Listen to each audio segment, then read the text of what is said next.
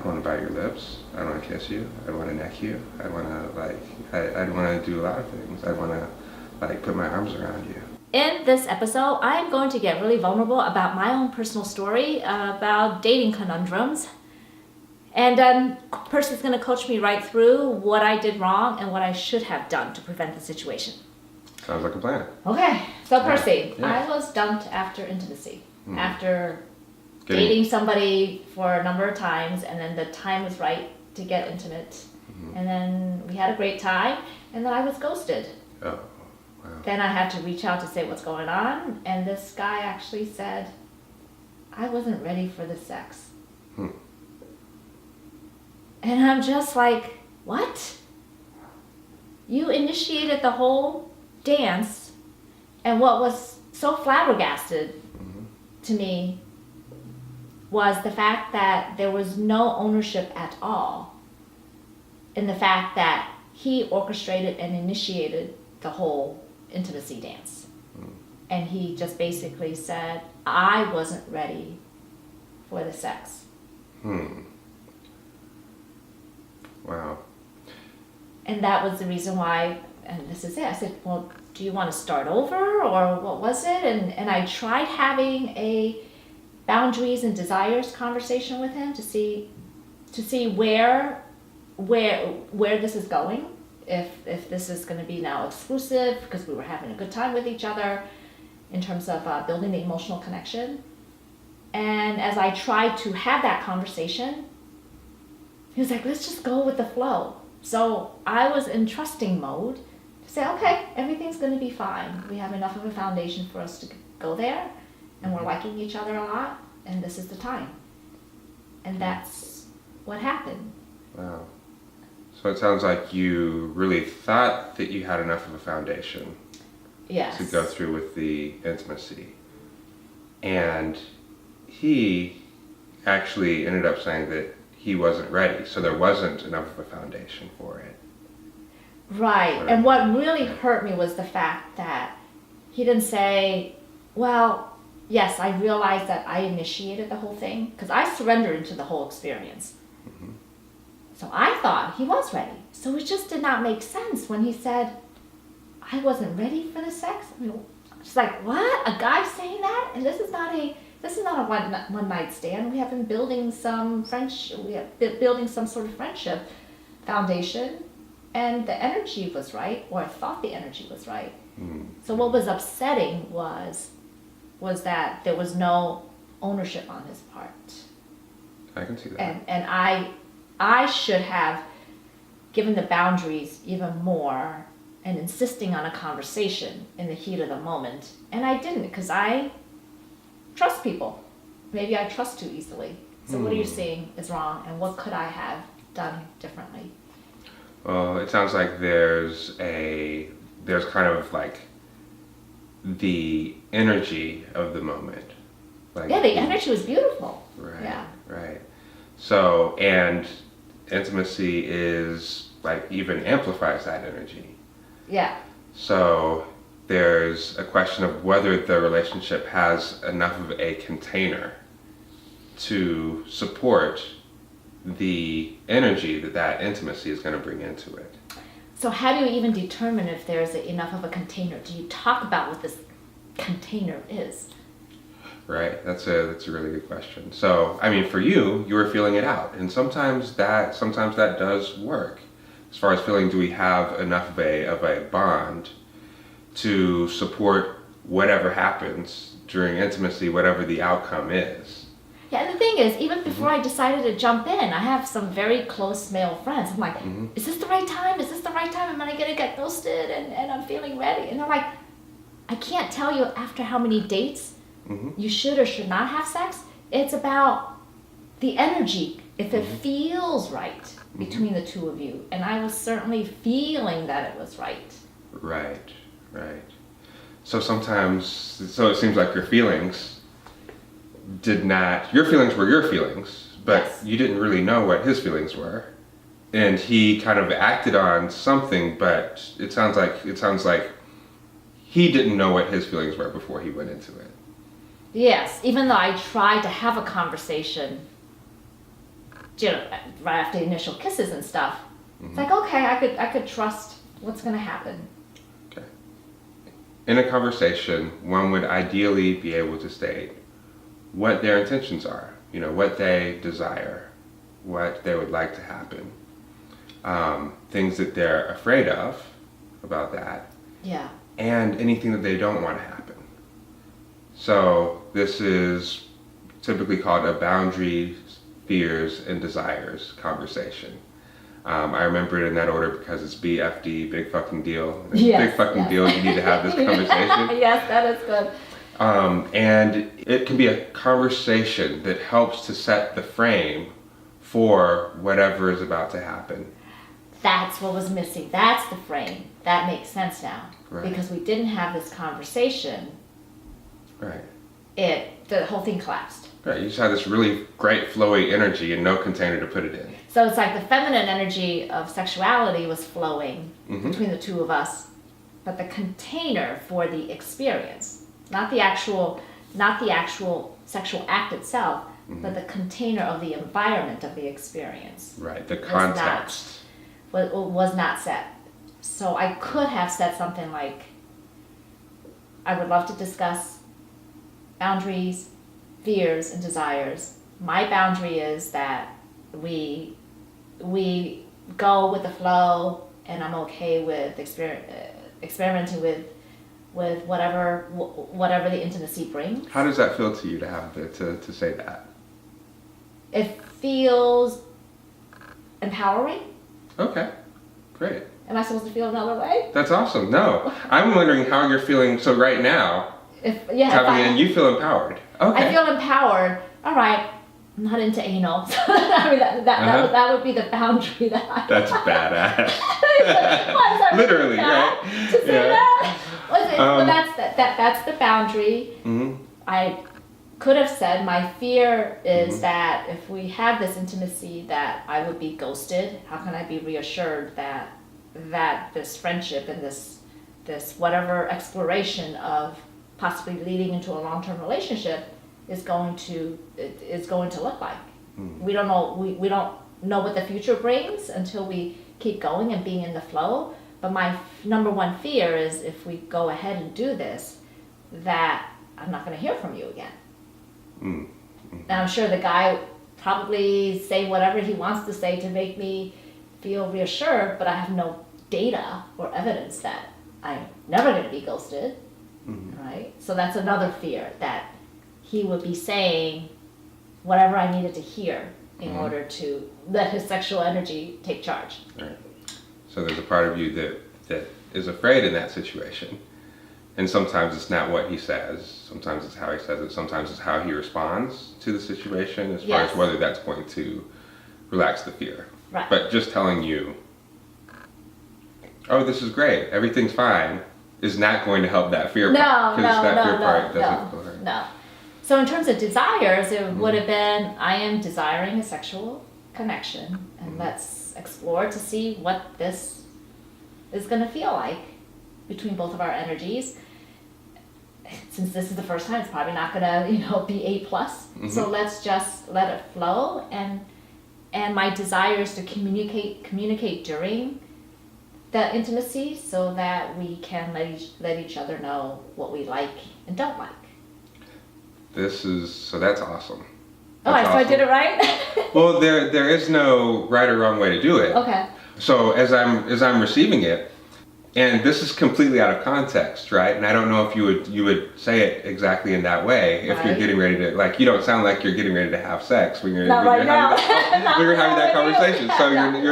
So so to put it in another context, one way to start it is, I'm feeling really attracted to you right now, and I want to make sure that if we have an experience together, that it's really safe and enjoyable for the both of us.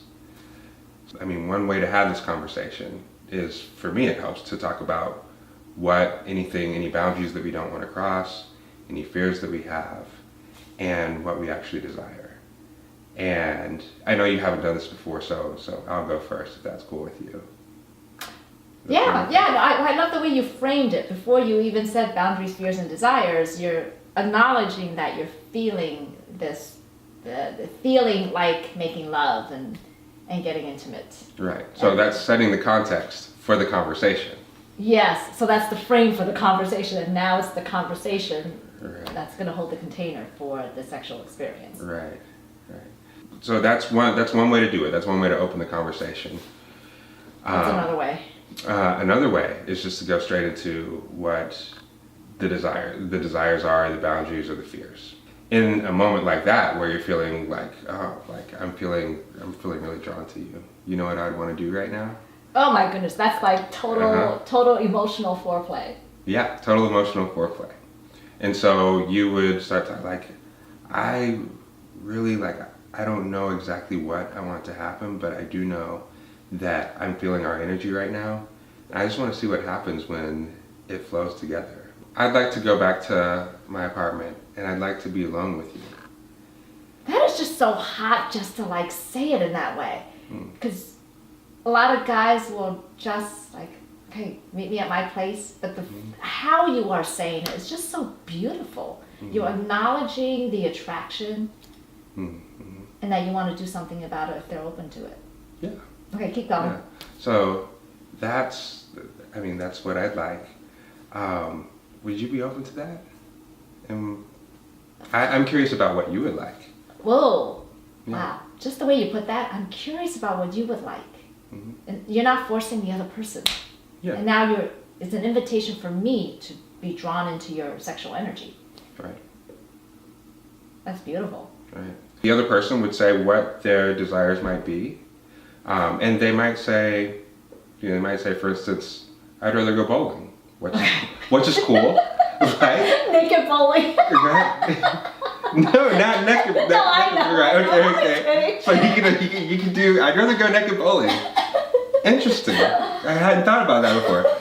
So yeah, that could be one response that you get, or yeah, I'd like to go back and be alone as well. Okay, you know what I would say if the first time this is like, let's say, I don't know, the third date, and you're like, okay, now I'm okay with French kissing and going a little bit more, but I don't want to take my clothes off. If it was that scenario, I would say, I'm really feeling the sexual attraction between us. And yes, I would love to go into the bedroom and just carry on like that. But today, my desire would be to just enjoy the kissing. And that's not, I would like for the clothes to stay on because that's where I'm feeling comfortable for today. And the more I feel how you could hold me in that experience, I think that will help to lead to me feeling more safe to reveal more of myself the next time. Is that okay with you? Absolutely, yeah.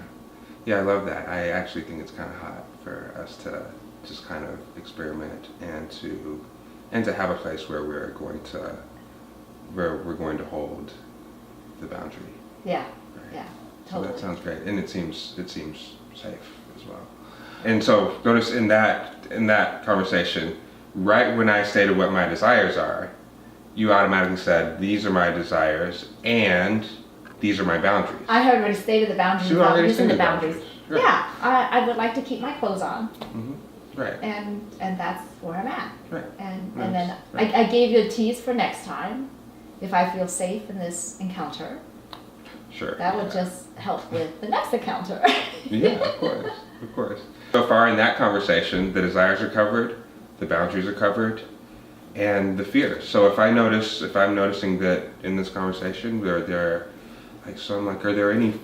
any fears that you have with regard to this encounter? No, I would just like for us to be enjoying the moment, and I don't want to feel like I'm being forced to do something. I want this to be reciprocal. Okay. And if there's anything that's not feeling right, for us to just talk about it in the moment.